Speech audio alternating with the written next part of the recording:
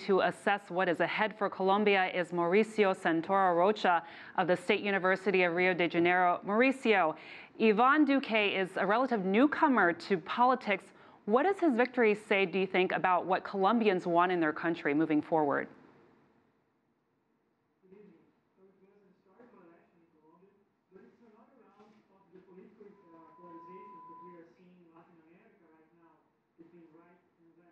And in Colombia, the conservative vote won, especially because with concerns related to the peace deal with the guerrillas, with public security, with the desire of the voters to see a hard punishment for the former guerrillas. So I think this is going to be the decisive issues regarding the Iván Duque administration.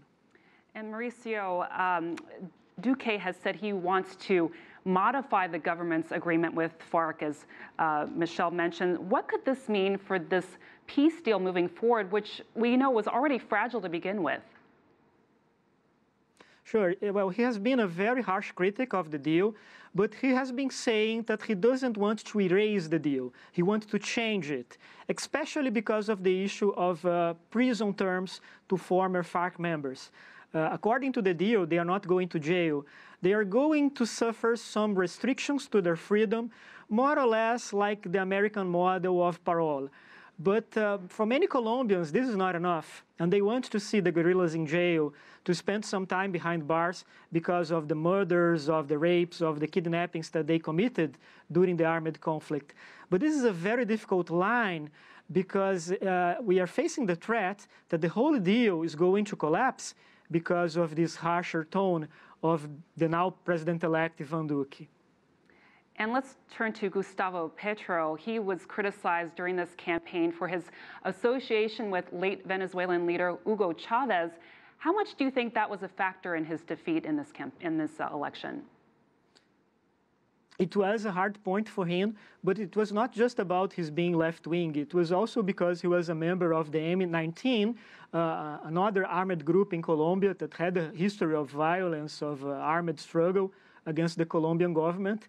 And although Petro was a very important member of the transition to democracy, of leading the M19 to become a political party, many voters did not forgive him because of this former association with the armed struggle.